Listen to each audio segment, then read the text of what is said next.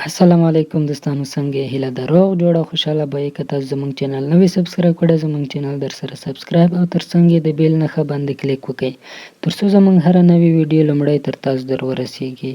مننه. دوستانو، دا یو منل شوی حقیقت دی چې په اسلام کې چې څومره عبادتونه فرض دي او یا سنت دي، هر یو یې طبیعي ګټې له ځانه سره لري. اول لکه سجده.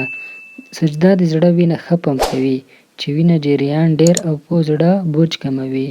دویم، په سجده کې سر د ځمکې سره د تماس له امله د بدن مضرې څپې دفع کوي چې د نورو ناروغیو ترڅنګ د دفاعي سرطان مخنیوی کوي.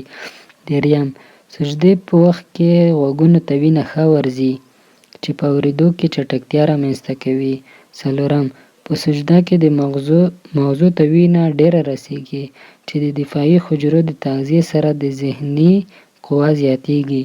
پنځم، سجده سترګو ته د وینې په ورتګ کې چټکتیا راولي چې له دې سره د سترګو دید ډیریږي. شپږم، سجده د زکام، پزې بندښت مخنیوی کوي او د بوی احساس قوي کوي. اووم، سجده سږو ته د وینې په رسولو کې مرسته کوي، ورسره د سینې ناروغۍ هم مخنیوی کیږي. اتم، لمونځ ته اراده کول د مخ د ښکلا او تازه کېدو سبب کیږي. نهم، لمونځ ته اراده کول د رواني ناروغیو د مخنیوي لپاره غوره درملنه ده. لسم، لمونځ د بدن عضلې غښتلې کوي. یولسم، د وینې فشار نارمل ساتي.